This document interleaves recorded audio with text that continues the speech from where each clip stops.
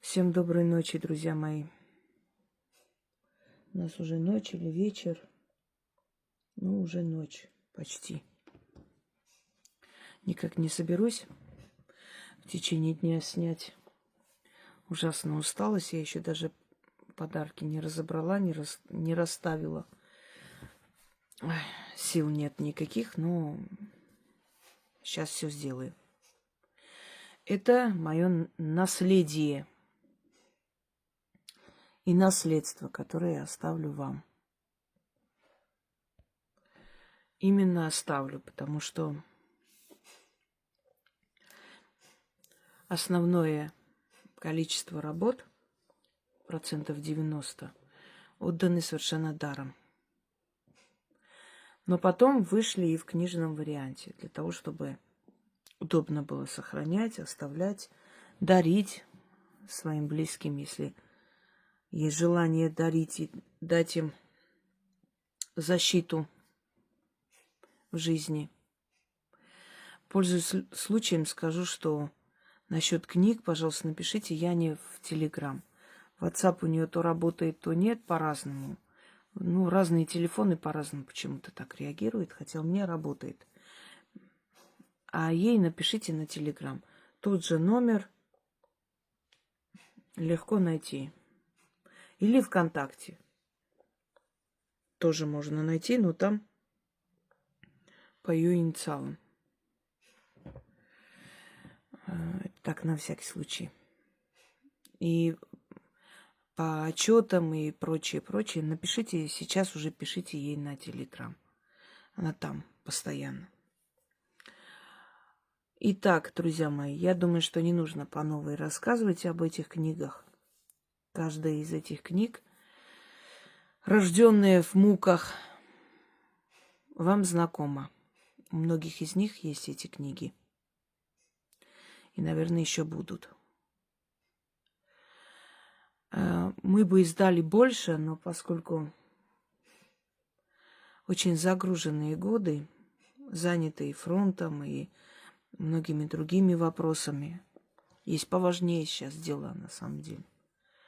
Но в любом случае, даже во времена войн, революций, каких-то катастроф, каких-то страшных исторических таких событий, в любом случае жизнь не останавливалась, потому что если жизнь остановится, то все остальное будет проиграно.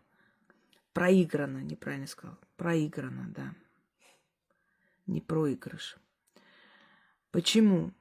Потому что кто-то должен писать книги, кто-то должен воспитывать детей, кто-то должен поддерживать экономику в стране. Кто-то воюет, кто-то тыл обеспечивает и так далее. Так жили люди во все времена, и так будут жить. Даже в осадном Ленинграде рождались дети. И люди были им рады, потому что новая жизнь, продолжение жизни, продолжение надежды на лучшее. Итак, вот моя маленькая библиотека. Если друг на друга так положить, это так нормально получится, да? Неплохой труд. Это все архивы 25-летней давности. То есть в течение 25 лет это все собиралось, это все издавалось в дальнейшем, это все отдавалось людям. Вот это все у меня, ну, это не все, конечно, что издано, еще очень многое не издано, ждет своего дня и часа, постепенно будет издано. На днях посчитали только 7000 лекций, а некоторые мечтают когда-нибудь вычеркнуть меня из памяти людской, слить каналы. Все это, наверное, все мои книги раскупят, чтобы больше никто не купил. И не знаю, что они собираются делать. Но, дорогие мои, я вас разочарую. Уже мои работы, мои труды уже перешли за 42 000. не очень давно считали, ну, не очень давно, в смысле, что 1,5 года где-то назад, 37 тысяч с чем-то насчитали, а сейчас уже 42 тысячи. Я каждый день, да, каждый год стараюсь издать по нескольку книг, чтобы они были у людей. И каждый день стараюсь что-нибудь снять, что-нибудь подарить людям, чтобы день не зря прошел. Я могла бы это время использовать, зарабатывая для себя деньги. Но я думаю о вечном. О вечном. То, что мое, оно никто не знает, это мое, мне останется, моим детям или куда-нибудь уйдет. Это материальное, мы, в принципе, временные хранители материального. А вот то, что ты отдаешь миру, вот это и останется, это и есть твое. А теперь представьте, что это все помещается в моей голове. У нас в классе был Давид, наш одноклассник, хороший мальчик, ну, двоечник. Обычно вообще двоечники, они добродушные, хорошие дети. Правда. Ну, лентяи не любят учиться. И как-то мы проходили урок, и наша учительница сказала, что учиться это, конечно, хорошо, все. Но вот, например, если человек много пишет книг, если человек читает много тысяч книг за свою жизнь, он может немножко тронуться, потому что это такая огромная информация, что мозг может не выдержать. Хотя я сейчас понимаю, что это чушь собачья, потому что мы используем всего-то несколько процентов своего мозга. Самые умные, самые начитанные, самые продвинутые люди используют 5-6% своего мозга всего-то. Так что мозг у нас помещается, еще вся Ватиканская библиотека может поместиться туда. Но Давид сказал, вот поэтому, говорит, я не читаю, боюсь сойти с ума. На что был ответ, Давид, ты не переживай, тебе это не грозит. И вот я сейчас думаю, как мой мозг это все помещает, товарищи. Это же не все, что помещает, это всего-то то, что мы издали. Вот смотрите, везде, куда ни посмотри, это изначально мысль человека, которая стала материальным. Вот это же ткань, например. Это же кто-то подумал, вот такое вот звездное небо, потом создал, покрасил. Вот эти книги, это все сначала было в голове, а потом вы видите уже материальное воплощение этого всего и прочее. Так что человеческий мозг, он способен на очень большие свершения. Я просто вот смотрю на это все и думаю, вот если бы мне сейчас сказали, давай с нуля начинай, как там, эта песня хороша, начинай сначала. Не хочу, не смогу. Я уже старею, я не осилю. Тогда была энергия, много сил, а сейчас по новой нет. Как-то уже нет. Я продолжу, но вот по новой, с нуля, вот это все, не, извольте. Вот это вот, друзья мои, мое детище. Здесь есть книги для практиков, но в основном для всех.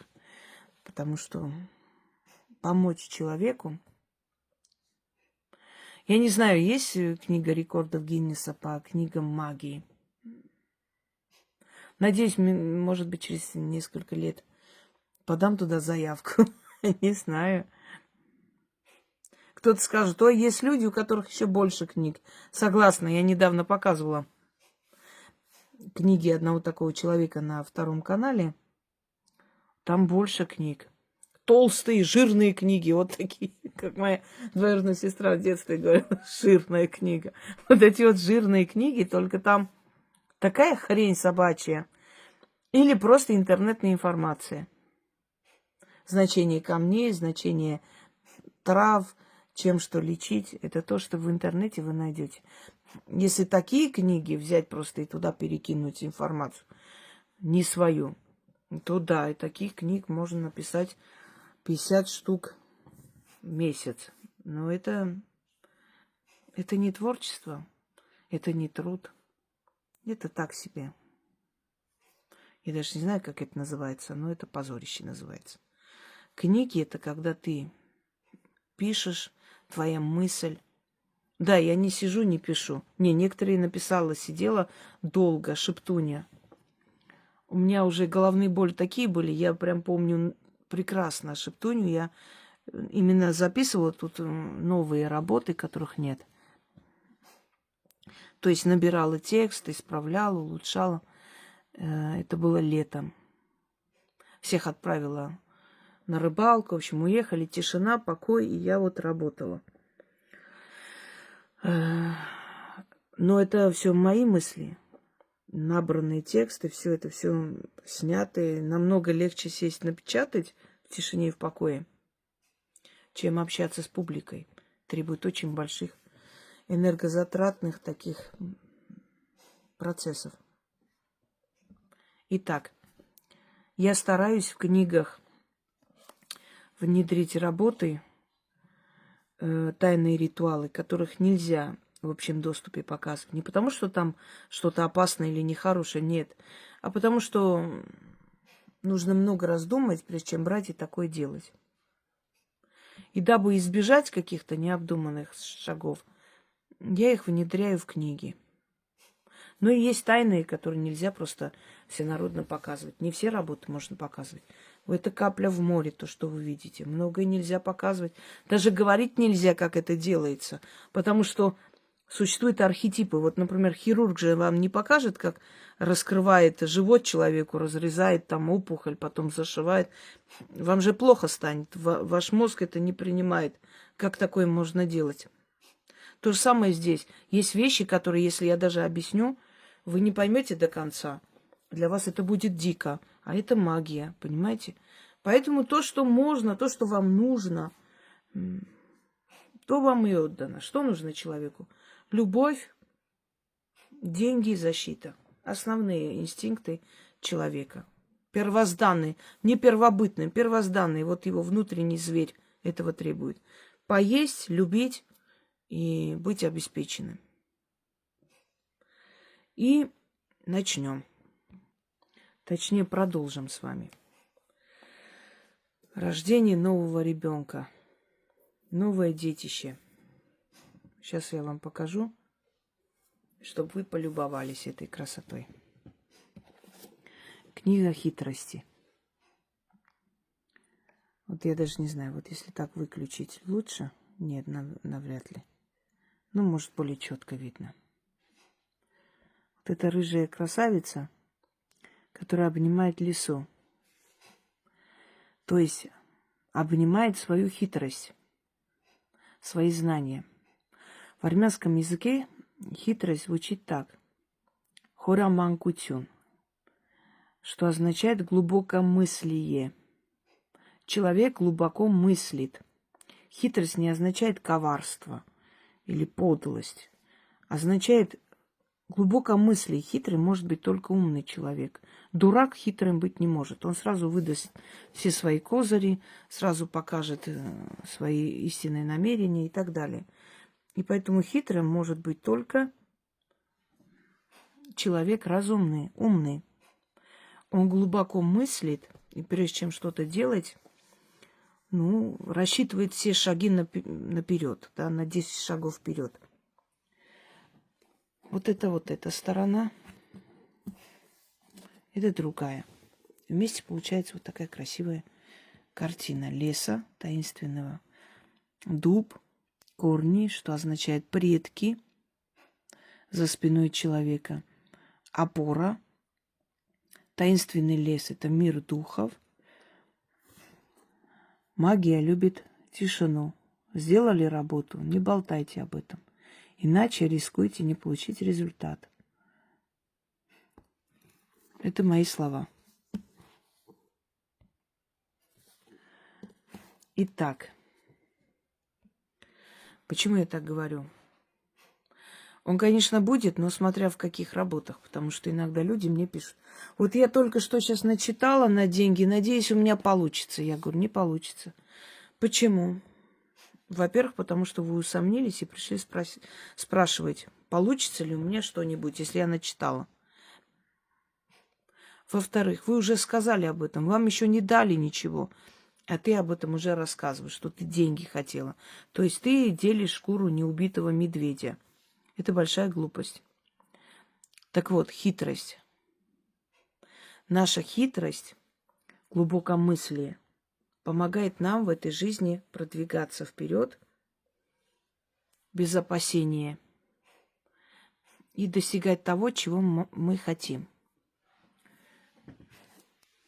Эта книга составлена так же красиво и правильно, как и все книги, потому что мы хотим, чтобы люди нам были благодарны, и чтобы они с любовью хранили эти книги, чтобы книги были качественные, долговечные, желательно и вечные. Вот здесь тайный ритуал, вызвать джинна-помощника. Это основано на очень древнем поверье и древнем ритуале. Но его открыто показывать нельзя, иначе все побегут, начнут делать. А для этого нужно уединение, обдумать, подумать, и только после этого браться за такие работы.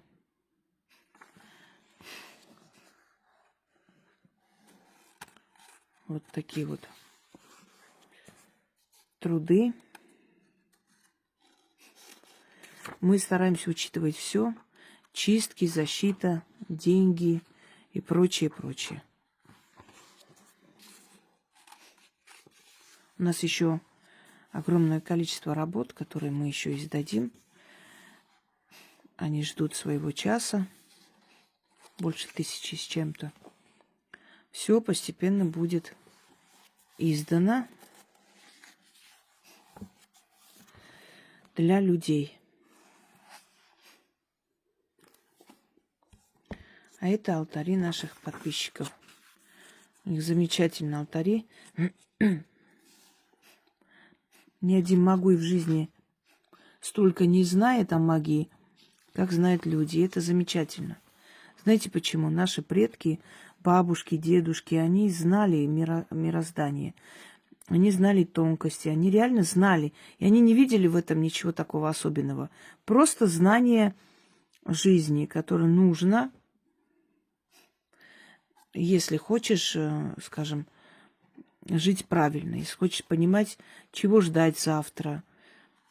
Они знали заговоры, они снимали головную боль, значит, начитывали и снимали там, исцеляли пупочную грыжу, читали от алкоголизма, от женского бесплодия, в дорогу читали защиту.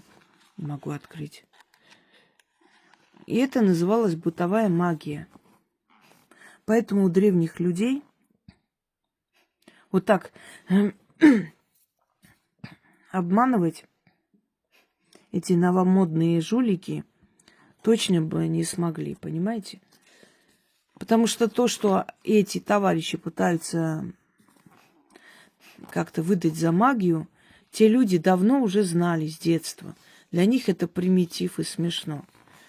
Вот поэтому я своим зрителям говорю, объясняю, чтобы они понимали, зачем они делают, что они проводят, зачем им это надо, к чему это приведет, что это им даст и так далее. Они должны быть грамотны во всех отношениях люди. И применять для своей жизни. Применять не просто вслепую, а понимая, зачем им это надо. Понимаете, такой человек не пойдет каким-то магуям, не отнесет миллионы. Такому человеку не скажут, что тебе надо делать срочно приворот к несуществующему мужику и так далее. Такой человек посмеется, пошлет всех далеко и будет жить своей жизнью. Вот для этого нужно быть грамотны в этом отношении, чтобы вас не могли одурачить. Вот, смотрите, какая красота. Согласны? Просто невероятный Невероятно красивые работы, уважение к силам. Эти алтари об этом говорят. Вы же приглашаете их к себе. Это как приглашать какого-нибудь князя, знаете, и пластмассовые эти бутылки поставить на стол. А это для заметок, если вам хочется написать, например, что-то для себя или, ну, мало ли. Может, не хочется, как хотите. Это ваши книги, можете с ними поступать, как вы желаете. То есть по мере, конечно, разумности. Вот, друзья мои. Пойду я, наверное, хотя бы чай попью, а то у меня уже голова кружится. И я поэтому и полнею, что я весь день не ем ничего и ем ночью. Но сейчас ограничиваю себя сильно. И опять скидываю. У меня очень быстро уходит. Но, к сожалению, быстро набирается. Вот в чем проблема. Уходить не проблема. Держать вес проблема. Поэтому немного кружится голова и усталый голос. Но я очень надеюсь, сегодня еще кое-что буду снимать постепенно. Вот, собственно говоря. Сняла. Сейчас загружу. Написать Яне, пожалуйста, Телеграм или в контактах насчет книг. И на всякий случай, когда вы пишете, вы свои тоже контакты откройте, чтобы она могла ответить, потому что некоторые не могут понять. Вот я написала, мне ответили, а у нее закрыто все. Проверяйте, иногда сбиваются эти все установки непонятным образом, и вот происходит непонятное что-то. Вот, вроде бы все сказала. Желаю нам всем удачи, и вам, и мне. Пожалуйста, не отправляйте мне никакие поздравительные открытки. Я не праздную Новый год. От слова совсем. Я работаю в это время, я занята. Я вообще жду, как бы быстрее оно прошло. Я не люблю Новый год. Вот. Поэтому будет очень приятно, если вы просто поздравите под роликами. Не лично, не через какие-то, ну, в общем, поздравительные открытки, которых я устала удалять. Всем удачи, всех благ и всего нам хорошего в жизни. Надеемся на это.